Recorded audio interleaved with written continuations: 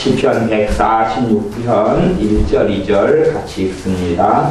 할렐루야 내 영혼아 여호와를 찬양하라. 나의 생전에 여호와를 찬양하며 나의 평생에 내 하나님을 찬송하리로다. 아멘.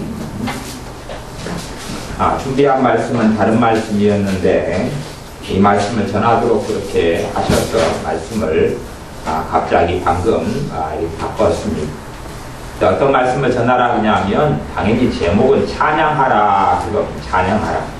그래서 제가 지금 막성이 좀 떨어지는 사람은 찬양을 좀 멀리하고 살지요. 그런데 찬양의 개념이 단지 음악만을 곁들인 것은 아닙니다. 찬양의 개념이 음악만을 곁들인 건 아닙니다. 주님의 가르치신 주기도문에는, 주님의 기도에는 찬양의 부분이 처음에 나오고 끝에 나옵니다. 하늘에 계신 우리 아버지여 이름이 거룩히 여김을 받으시오며 이름이 거룩히 여김을 받으십시오. 그 찬양이죠. 나라와 권세와 영광이 아버지께 있사옵나이다. 찬양입니다. 그게 찬양. 우리의 삶에 부족한 게 찬양인데 하나님의 말씀에 너무나 많은 부분은 찬양하라 그렇습니다.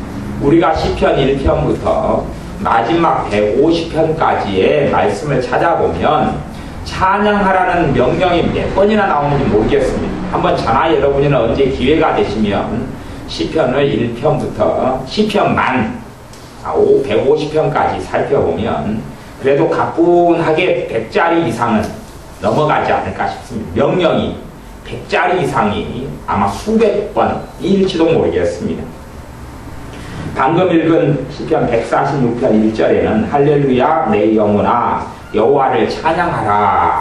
자신이 자기에게 내 영혼아 스스로에게 여호와를 찬양하라. 나의 생전에 여호와를 찬양하며 나의 평생에 내 하나님을 찬송하리로다. 찬양하겠다는 고백, 찬양하라, 찬송하겠다 하는 고백, 그것만 1절 2절에가 3번입니다. 그렇죠? 3번이죠. 다른 성경들은 무수하게 상상할 수 없이 많습니다. 시편 147편 1절을 보면 할렐루야 우리 하나님께 찬양함이 선함이여 찬송함이 아름답고 마땅하도다. 1절만 찬양하라 찬송이 몇 번 나옵니까? 2번이죠. 그것이 가득합니다. 시편 147편 12절 예루살렘아 여호와를 찬송할지어다. 시온아 내 하나님을 찬양할지어다. 여기만 2번이죠. 그러니까 이것저것 살펴보더라도 굉장히 많습니다. 첫째, 우리의 찬양에 대한 개념을 그냥 노래를 불러가지고 곡조를 붙여서 우리가 부르는 찬송가, 복음성가에 제한시키는 개념을 넓혀야 됩니다. 절대 그것만은 아닙니다. 그것만은 될 수가 없습니다. 아마 우리가 그렇게 해도 괜찮을 거예요. 전에 나이 드신 분들은 그러한 그 시조나 아니면 어떤 옛날부터 읊었던 곡조나 가락이 있잖아요. 그렇게 해서 뭐 태산이 뭐 그러면서 막 하잖아요. 그런 것처럼 우리가 그런 곡조에다가도 성경을 붙이고 찬양을 붙여도 상관없습니다. 사람이 만든 곡조들은 사람이 만든 거기 때문에 그렇습니다. 그것은 얼마든지 변해갑니다. 그렇기 때문에 여러분이 여러분의 곡조를 가지고 해도 상관없습니다. 굳이 뭐 서양 음악 또 한국 음악하고 다른 서양 음악에 붙은 좀 음조나 가락이 높은 그런 리듬이 높은 빠른 그런 것에 굳이 붙일 필요는 없다 하는 것입니다. 우리가 예전에 노래를 한국 사람들은 시조 형식으로 노래를 불렀습니다. 그런 것처럼 우리의 찬양이 시조 형식으로 붙여도 상관없고 그런 리듬과 곡조가 없어도 상관없습니다. 하지만 하나님의 명령에는 무엇이 있어요? 찬양하라가 있다 하는 것입니다. 그래서 저나 여러분이나 찬양의 개념을 훨씬 넓히고 그 다음에 하나님을 찬양해야 하겠습니다. 노래를 단순히 이야기하는 게 아니고 그래서 어떤 식으로 성경이 찬양했냐 하는 것을 시편을 통해서 여러분이 살펴보시고 그리고 찬양하는 방법을 배우시고 찬양하는 내용들을 배우셔서 하나님을 높여드리는, 하나님을 칭송하는, 하나님을 찬양하는, 그것을 경배한다 그렇게 말하기도 합니다만은 경배도 찬양 안에 들어와 있는 것입니다. 하나님을 찬양하는 여러분이 되셔야 합니다. 저나 여러분이 꼭 그렇게 되셔야 합니다. 하나님의 명령이 찬양하라는 명령이 상상할 수 없이 많잖아요. 그런데 우리가 그 찬양하라는 명령에 순종하지 않으면서 우리가 행함이 있다, 믿음이 있다 그렇게 말할 수는 없습니다. 너희는 믿음이 있느냐? 나는 행함으로 내가 믿음이 있다는 것을 보이겠다. 행함이 없는 믿음은 죽은 믿음이다 그랬습니다. 그러므로 우리가 하나님을 경배하고 하나님을 예배하고 하나님을 섬긴다면 마땅히 우리에게는 찬양이 있어야 할 것입니다. 우리에게는 찬양이 있어야 할 것입니다. 그래서 주님 가르치신 주기도문 같은 경우에도 그런 것이 찬양이다 그 말이에요. 여호와의 이름이, 아버지의 이름이 거룩히 여김을 받으십시오. 그게 찬양이다 그 말이에요. 하나님이 높아지시기를 원합니다. 하나님을 높여드립니다. 하나님은 나의 모든 것입니다. 그런 식의 기도의 내용이 찬양의 기도입니다. 하나님을 찬양합니다. 경배합니다. 송축합니다. 하나님은 만왕의 왕이십니다. 이 땅의 모든 것이 하나님께 속해 있습니다. 그것이 찬양의 내용들이 들어갑니다. 각 사람마다 찬양의 내용들에 대해서 가지는 건 다 다를 거지만 그러나 그 모든 것에 대해서 찬양이다 그렇게 말씀하는 것이 찬양이다. 시편 148편 1절에 보면 할렐루야 하늘에서 여호와를 찬양하며 높은 데서 찬양할지어다. 하늘에서 여호와를 찬양하며 높은 데서 찬양할지어다. 하나님을 찬양하라고 이야기합니다. 여러분의 삶 속에 하나님을 찬양하는 것들이 꼭 있어야 됩니다. 물론 우리가 하나님을 찬양하든 하나님을 찬양하지 않든 하나님께는 변함이 있겠습니까? 없겠습니까? 변함이 없습니다. 하나님께는 무엇이 더해지거나 빼지는 것은 결코 아닙니다. 그렇다면 찬양하라는 수임하는 명령은 실제로는 하나님을 위한 명령이 아니라 우리를 위한 명령이라는 것을 알 수가 있습니다. 하나님의 자녀인 여러분을 위한 하나님의 명령이 찬양이라 하는 것입니다. 찬양할 때에 우리의 마음에 청소가 일어납니다. 찬양할 때 우리의 마음에 작동산이들이 정리되고 처리되어져 갑니다. 오전의 말씀에는 기뻐하는 것, 감사하는 것, 그리고 오후의 말씀은 찬양하는 것.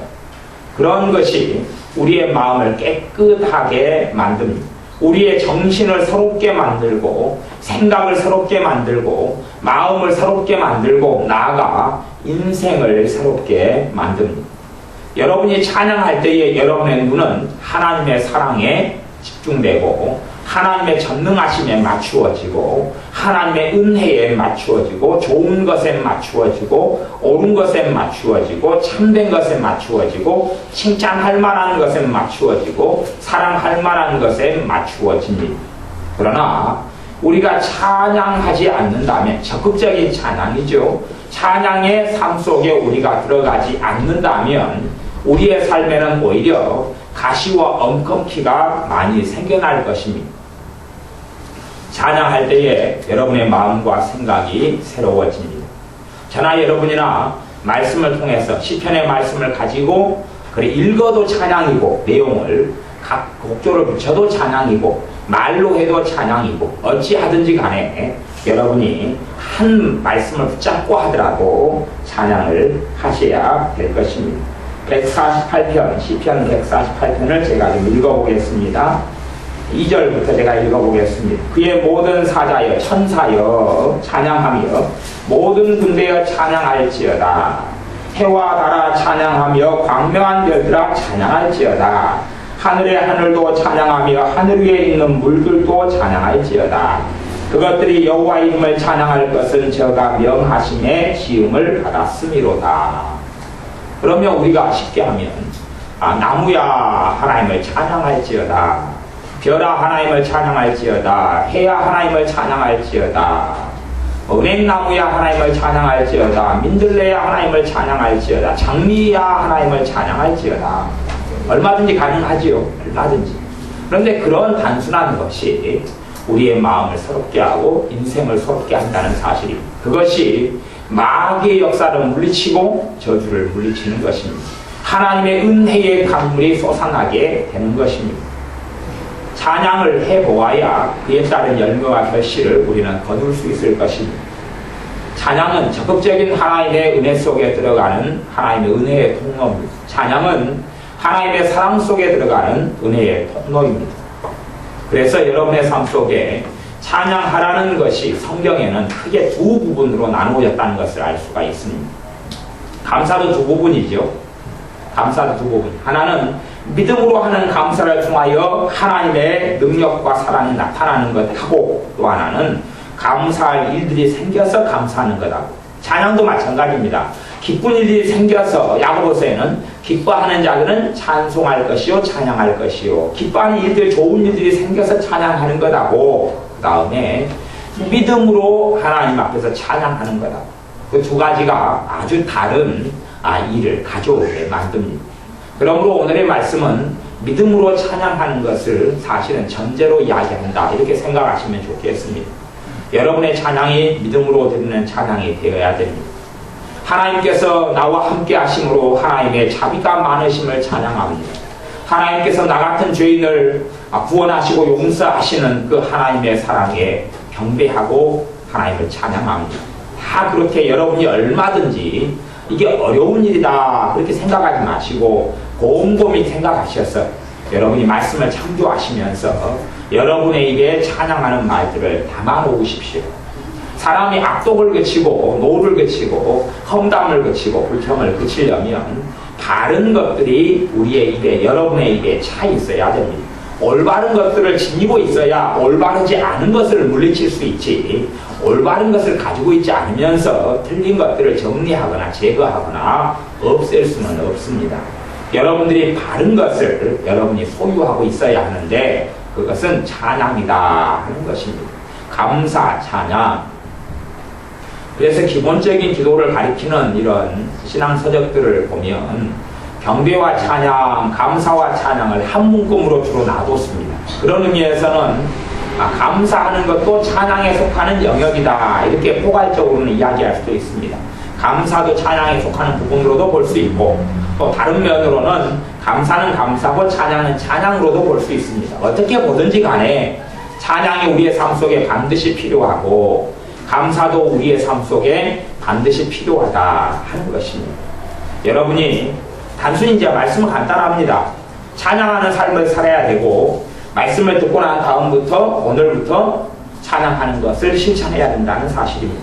행해야 된다는 사실입니다. 행해야 된다는 사실입니다.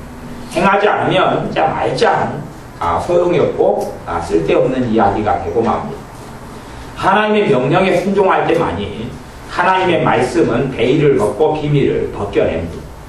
그래서 아무리 탁상홍론을 많이 하고 찬양에 대한 책을 100권을 본다 그래도 찬양에 대해서는 알 수가 없습니다. 알아도 피상적이고 알아도 수박 거달기에 불과합니다.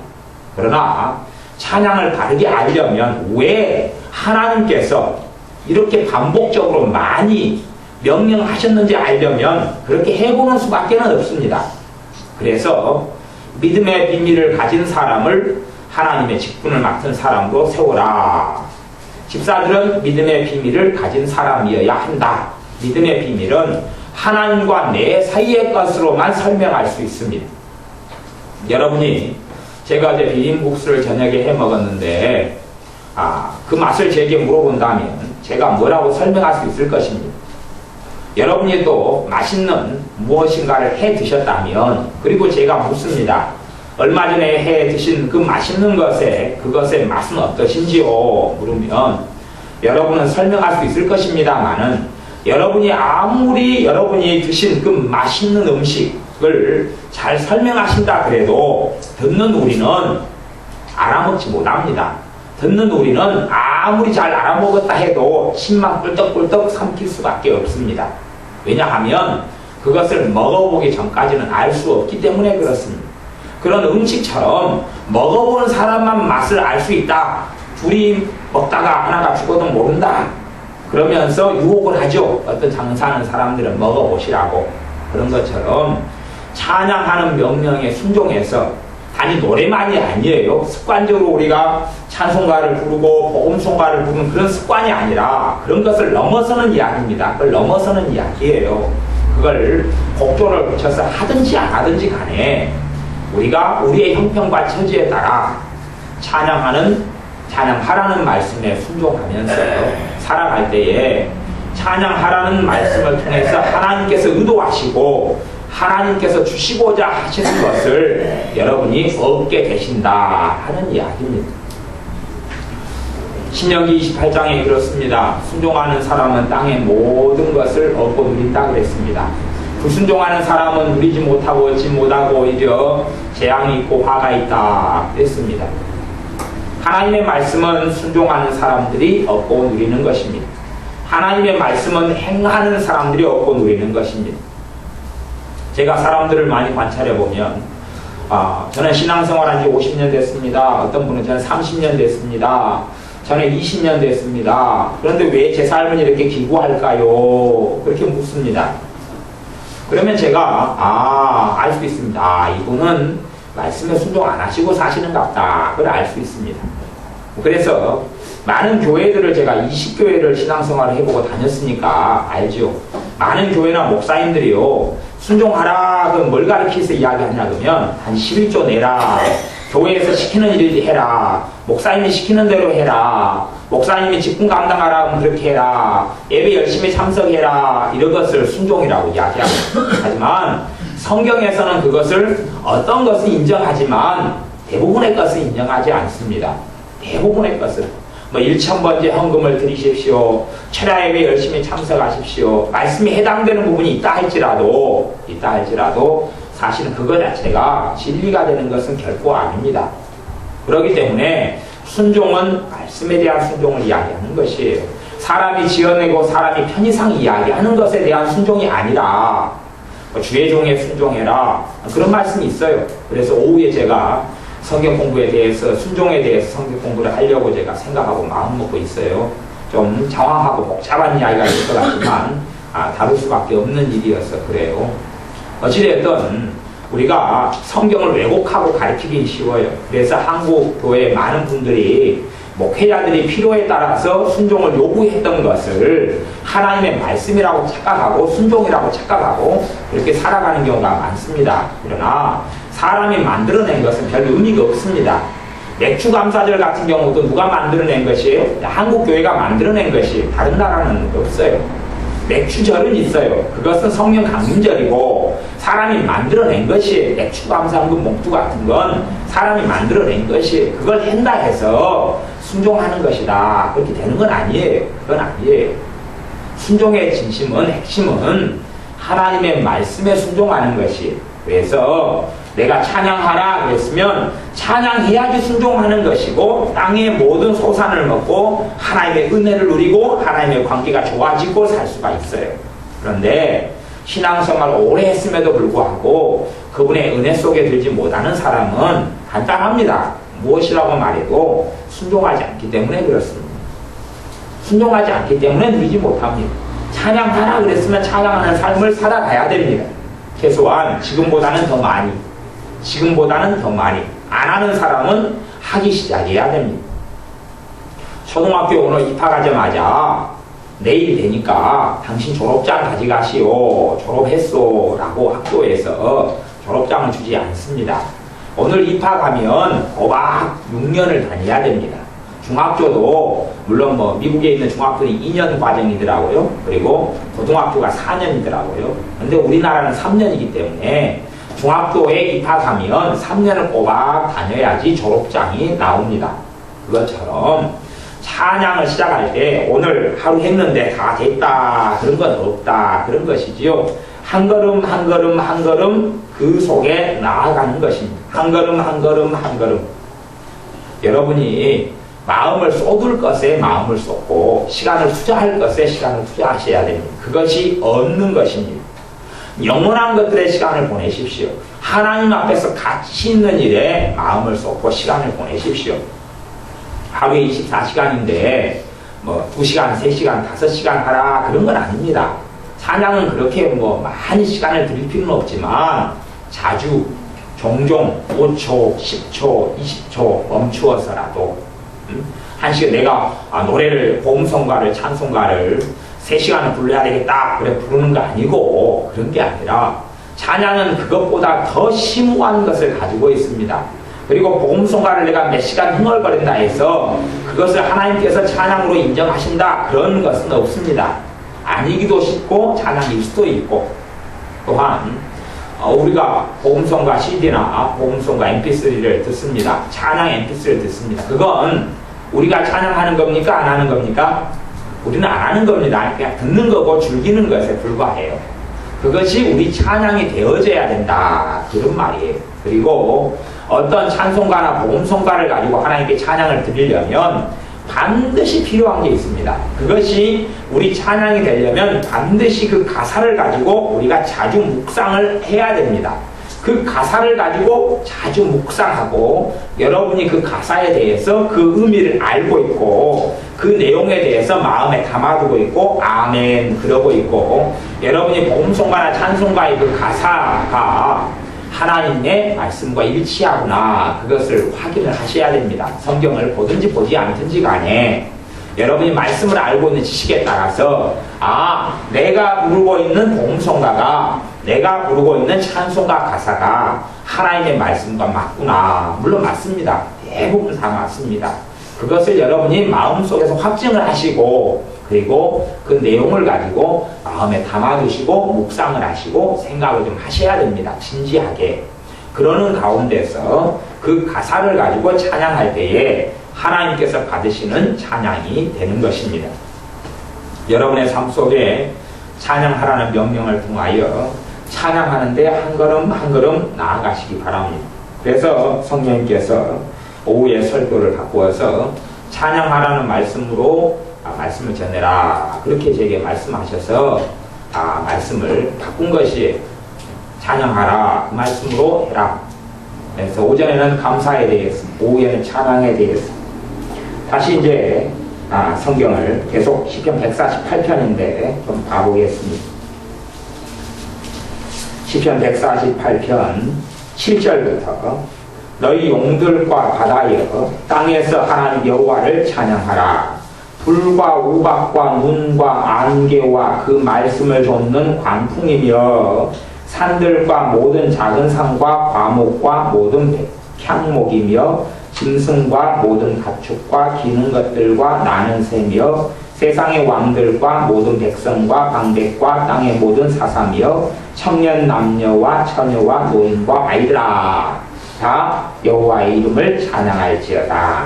그 이름이 홀로 높으시고 그 영광이 천지에 뛰어나신 이로다. 이것저것을 다 가리켜서 결국은 찬양해라 라고 선포하고 있습니다. 이게 찬양의 시편에서 사용하는 하나님의 말씀에서 이야기하는 일반적인 찬양의 방법이고 방식인 것 같습니다. 물론 찬양의 방식과 방법은 여러 가지가 있습니다. 저가 그 백성의 뿔을 높이셨으니 저는 모든 성도 곧 저를 친근히 하는 이스라엘 자손의 찬양거리로다. 또 할렐루야 이렇게 직접적으로 할렐루야 뜻은 하나님을 찬양합니다 그런 뜻이 되어집니다. 그렇게 히브리어 말이 됩니다. 그렇게 히브리어 말인 할렐루야 그 말을 통해서 하나님을 찬양할지어다 하나님을 찬양하라 하나님을 찬양합니다 이렇게 표현으로 하나님을 찬양할 수도 있습니다. 시편 149편 1절에는 할렐루야 새 노래로 여호와께 노래하며 성도의 회중에서 찬양할지어다. 새 노래로 새 노래는 아마 크게 두 가지 의미 정도 되지 않을까 싶습니다. 가장 기본적인 새 노래는 방언이 방언을 새 방언이다 그래요. 그리고 방언으로 하는 찬양을 방언 찬양이라 그러는데 그것을 새 노래다 이렇게 표현할 수 있어요. 방언 찬양. 또 나아가서 새 노래라 그 말은 나만이 가지고 부를 수 있는 노래. 다시 이야기하면 내가 성령의 감동과 하나님을 찬양하고 경유하는 마음을 통해서 내가 만들어내는 가사든지 곡조든지 내 마음에서 우러러 나와서 하는 그러한 찬양을 이야기합니다. 말하자면 아이들에게 이제 어버이날이 되어져서 부모님의 은혜에 감사하는 편지를 써라 그랬으면 어떤 아이가 자기 엄마에게 아빠에게 감사의 편지를 쓰는데 옆에 친구 걸 다 베껴가지고 씁니다. 베껴가지고 쓰면 그게 진짜 부모에 대한 감사가 아니겠죠. 베껴가지고 썼는데 이상한 말이 나옵니다. 이상한 말이. 그냥 친구 걸 베꼈는데 자기는 남자고 친구는 여자였습니다. 엄마 나를 딸로 낳아주셔서 감사해요. 자기는 아들이거든요. 친구 걸 베꼈어요. 새 노래가 아니고 헛노래가 되겠지요. 새 노래란 이야기는 내가 내 것으로 찬양하는 것이 내 마음에서 우러나서 물론 상대방과 다른 사람들과 말은 같거나 내용이 비슷할 수도 있습니다만은 각 사람에게는 새 노래가 되는 것입니다.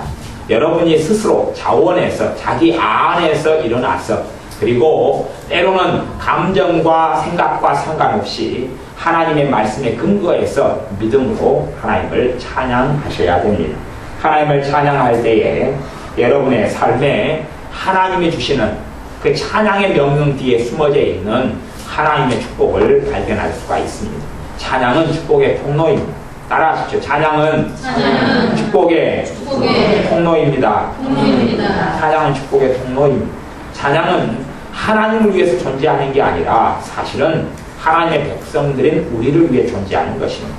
찬양할 때 하나님의 높임을 받으시지만 그의 혜택은 신자인 우리가 누리는 것입니다. 그래서 많은 사람들은 단지 음악적인 복음성가나 음악적인 찬송가에서 그쳐버리고 멈춰버립니다. 그리고 그것을 찬양이라고 찬송이라고 생각합니다. 지금 방식의 어떤 복음성과 찬양을 부르는 것이 정착된 것은 오래되지 않았습니다. 교회사의 수천 년 교회사 가운데 오래되지 않았습니다. 많이 되지 않았어요. 한 1500년도 중반 정도에 루터의 종교개혁이 일어났는데 종교개혁 때도 가톨릭과 개신교가 갈라졌는데 왜? 가톨릭이 말씀을 버리고 타락했거든요. 그래서 거기에서 말씀을 가지고 일어선 사람들이 나와서 종교개혁으로 새롭게 다시 믿음과 신앙을 새롭게 하는 개혁을 일으켰는데 그때의 선두주자가 마틴 루터라는 사람입니다. 마틴 루터 같은 경우도 이 오르겐의 문제, 이 피아노 반주하는 이런 오르겐의 문제 가지고 많은 여러 가지 초대에는 문제가 생겼어요. 그 중세 시대에는 문제가 생겼어요. 왜 그러냐 그러면 저 오르겐이라는 악기가 어디에서 주로 쓰였냐 그러면 술집에서 쓰였어요. 술집에 쓰였는데 그것을 교회로 가지고 들어오려니까 문제가 있어요, 없어요? 문제가 있죠. 문제가 있어서 그것 때문에 문제가 되는 것이에요. 한국도요, 주로 장구, 그 다음에 꽹가리, 이런 것들이 무속, 이 귀신을 섬기고 제사 지내고 아니면 무당투닥거리 하는데 많이 쓰였어요. 그것을 교회 안에 들어와서 장구를 치고 하나님을 찬양하고 꽹과를 치고 찬양하려 그러는데 이제 악기가 문제가 되는 거예요. 왜냐하면 우상숭배하는 사람들은 장구만 치면 마음이 어디로 가냐면 귀신한테 가버립니다. 귀신을 찬양하는 옛날 귀신께 제사 드리는 습관으로 흘러가 버려요. 그러니까 그런 게 문제가 된 것처럼 과거에 술집에서 오르겐을 제일 먼저 치고 사용했는데 그걸 교회로 가지고 와들어서 치니까 사람이 술집 분위기가 나는 것이 그런 시절이 종교개혁 시대였어요. 그것 때문에 이 오르겐이 들어오는 거에 있어서 반대파와 찬성파가 많이 있었어요. 그리고 지금도 교단 가운데 그리스도 교단이라는 데가 있어요. 그 교단에는 두 가지 파로 크게 나뉘었는데 지금도 파가 나눠져 있는데 악기파와 무악기파가 있어요.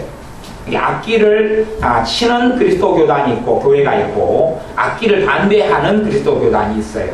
물론 근처에 있는 저기 무슨 그리스도 교단 교회는 악기파인 것 같아요. 제가 보기엔 전에 부흥립회 참석했는데 악기를 사용하더라고요. 악기파고 무악기파도 있어요. 그만큼 그 전통을 굉장히 오랫동안 가지고 내려오는 데도 있어요. 다시 이야기하면 악기를 사용하고 피아노를 사용하고 오르겐을 사용하고 신디사이저를 사용하고 탬버린을 사용하는 찬양 드럼을 사용하는 것은 오래되지 않았어요. 그리고 드럼도 지금은 이제 일상적으로 많은 교회가 드럼을 사용하지만 80년대 같은 경우는 드럼 때문에 문제가 참 많이 일어났습니다. 드럼이라는 악기가 그 나이트클럽에서 주로 쓰였던 것이고 막 락밴드가 썼던 것인데 이걸 교회가 가지고 들어올 수 있느냐 없느냐 그래서 80년대 이럴 때는 굉장히 많이 교회들마다 찬반 논쟁이 많았고 가지고 들어오는데 어떤 교회는 너무나 힘겨웠고 막 그랬습니다. 지금은 일상적인 게 되었지만 그렇게 우리가 찬양할 때 쓰는 악기나 가락들은 그렇게 오래되지 않았습니다. 오래된 찬송가도 있지만 전반적으로는 계속 바뀌어갔다 그런 이야기입니다. 그러므로 악기 중심의 가락과 리듬 중심의 찬양은 그렇게 전통이 오래되지 않았습니다. 그러므로 성경에서 그 찬양이 그 중심이다라고 생각해서는 안 됩니다. 물론 구약시대에도 수금이 있고 비파가 있고 여러 가지 악기가 나름대로 있어서 그 악기를 통해서 찬양했던 게 사실입니다. 그러나 여러분이 기억하셔야 될 것은, 그러면 악기를 통한 것이 찬양의 중심이다 하면 북한의 강제 수용소에 있는 사람들은 찬양을 할 수 있겠어요? 못하겠어요? 못하겠죠. 악기가 없으니까. 그리고 초대교회나 중세교회 시대에나 근세나 아니면 구약교회 시대에나 대부분의 사람들이, 다윗 같은 왕을 빼놓고는 대부분의 사람들이 먹고 사는 것에도 근근히 먹고 살았어요.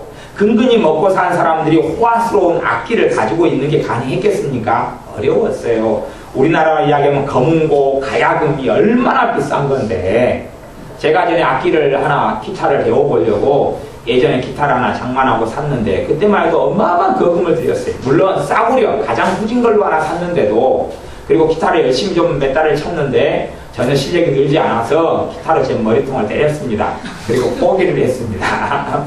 근데 그 악기도 먹고 살만한 사람이 악기를 다룰 수밖에 없는 거예요. 그렇기 때문에 교회의 신구약 교회의 전통 속에서, 구약은 광야교회, 광야에서 무슨 악기가 얼마나 있냐 그런 말이에요. 우리는 다윗이 수금과 빗발을 펴며 악기로 어떻게 했다 그 중심으로, 찬양을 중심으로 놓으면 안 됩니다. 다윗은 그래도 왕이 된 다음에는 먹고 살만했으니까, 마누라만 수백 명인데 먹고 살만하지요.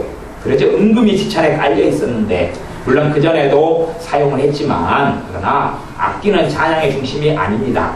여러분이 아셔야 됩니다. 리듬도 지금은 어마어마한 음악의 종류가 생기고 리듬과 가락의 종류가 생겼지만 예전에는 그렇게 복잡하지 않았습니다.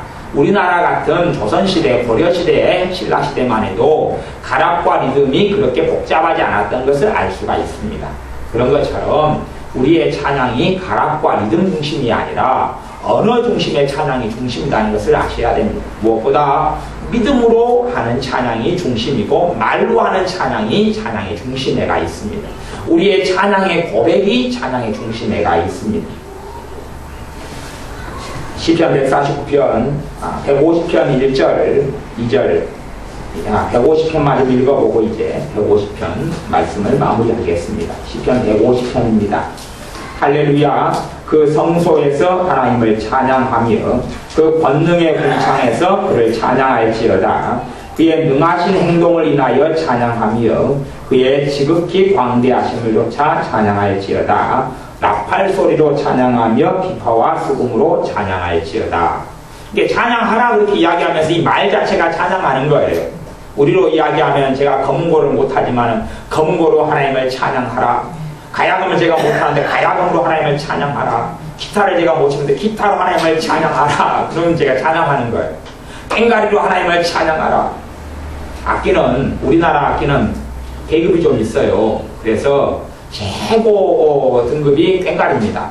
최고 높은 사람이 꽹과리를 쳐요. 그 다음에가 이제 장구고 북이고 뭐 그렇게 내려옵니다. 마지막이 소고예요. 소고. 제가 이런 그런 농악을 좀 했는데 맨 처음에 이제 제가 농악을 하면 그래도 가능성을 보기 때문에 꽹과리를 잡았어요. 꽹과리를 가지고 열심히 치는데 결국은 나중에는 깽깽깽깽 소리밖에 안 나서 저를 그 다음에는 이 장구로 내려보내더라고요. 그래서 제가 장구팀에 들어가서 장구를 열심히 쳤는데 다시 북으로 내려보내더라고요. 그래서 북을 열심히 좀 쳤는데 이제 어떤 것은 대강 맞출 수 있었는데 그래도 더 이상 실력이 나아가지 않아서 저를 소고팀으로 보내더라고요. 자꾸 제가 소고를 쳤어요. 이렇게 나중에는 쭉 내려와가지고. 그런데 소고 치며 춤추며 찬양하라. 직접 내가 악기를 사용하든 사용하지 않든지 간에, 그러든지 간에, 악기를 사용하든지 안 하든지 간에 하나님을 말로, 입으로 찬양하는 것입니다. 근데 찬양의 중심에는 요 입이 있어요. 요 입이 있고 마음이 있어요. 입이 있고 마음이 있어요. 믿음의 중심에도 뭐가 있다고요? 마음이 있고 입이 있다. 말씀이 마음에가 있고 어디에가 있고 입에가 있고, 여러분의 입에가 믿음의 말이 있고, 찬양도 마음에가 있고 입에가 있어요. 찬양의 말이 입에가 있다. 그런 말입니다.